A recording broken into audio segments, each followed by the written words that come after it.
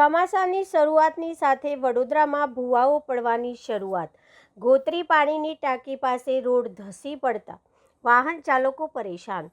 ચોમાસાની શરૂઆતની સાથે શહેરમાં રસ્તાઓની ગુણવત્તા સામે ફરી સવાલો ઊભા થયા છે। વડોદરાના વોર્ડ નંબર 10 હેઠળ આવેલા ગોત્રી વિસ્તારમાં પાણીની ટાંકી નજીક વહેલી સવારે રોડ પર ભૂવા પડતા વાહન ચાલકોને ભારે હાલાકીનો સામનો કરવો પડી રહ્યો છે। ઘટનાના પગલે સ્થાનિકોમાં પણ ચિંતા વ્યાપી છે। મળતી માહિતી મુજબ ગોત્રી પાણીની ટાંકીથી પ્રિયા સિનેમા તરફ જતા માર્ગ પર અચાનક રોડ ધસી જતા ભૂવો પડ્યો હતો। આ માર્ગ અગાઉથી જ ખાડા અને ખરાબ રસ્તાના કારણે વાહન ચાલકો માટે મુશ્કેલીરૂપ બન્યો હતો। હવે ભૂવો પડતા અકસ્માતનો ભય વધુ વધી ગયો છે।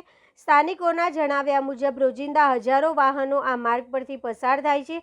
ભૂવો પડવાના કારણે વાહન ચાલકોને માર્ગ બદલવાની ફરજ પડી રહી છે, ત્યારે બે ચક્રીય વાહન ચાલકો માટે અકસ્માતનું જોખમ પણ વધી ગયું છે।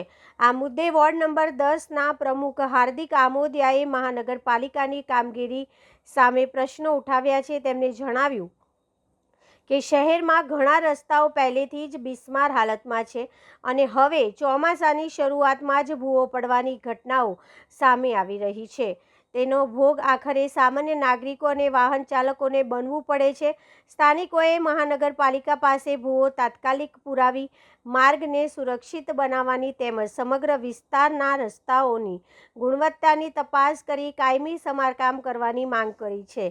બીજી તરફ મહાનગરપાલિકા દ્વારા સ્થળનું નિરીક્ષણ કરી જરૂરી મરામત કામગીરી હાથ ધરવામાં આવશે તેવી શક્યતા વ્યક્ત કરવામાં આવી રહી છે।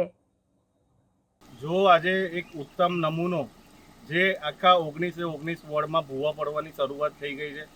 વડોદરા મહાનગરપાલિકાએ એવું ડિક્લેર કર્યું હતું કે પ્રી મોન્સૂનની કામગીરી થઈ રહી છે, પણ ખાલી કાગળ પર દેખાઈ આવે છે। આજે જુઓ કે 2 વરસાદ પડતા વડોદરાની સ્થિતિ ભૂવા નગરી તરીકે ઓળખાય છે। આમે ભારતીય જનતા પાર્ટીના કોર્પોરેટરો, ધારાસભ્યો ખાલી મેવા ખાવામાં મશગુલ છે અને સેવા સદન જે વડોદરા મહાનગરપાલિકા છે એનું નામ બદલીને મેવા સદન કરવાની જરૂર છે, કારણ કે ઠેર ઠેર જગ્યાએ ભૂવા પડી રહ્યા છે અને ભૂવા બી એટલા ભયાનક છે કે લોકોનું અકસ્માત થાય અને અકસ્માતથી મૃત્યુ થાય। તો જે બી વોર્ડ 10માં જે આવતા વોર્ડ ઓફિસર હોય એને ફિલ્ડ પર ભરવાની જરૂર છે, નહીં કે પંખામાં કે એસીમાં બેસવાની જરૂર।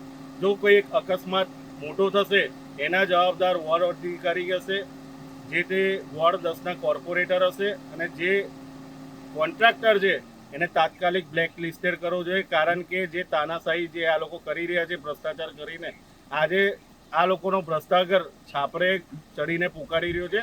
તાત્કાલિક ધોરણે આ ગોત્રી પાણીની ટાંકી છે જ્યાં ભૂવો પડ્યો છે એ તાત્કાલિક પુરાવો જોઈએ અને જે બી કોન્ટ્રાક્ટર છે એને સસ્પેન્ડ કરવો જોઈએ, રદબાતલ કરવો જોઈએ।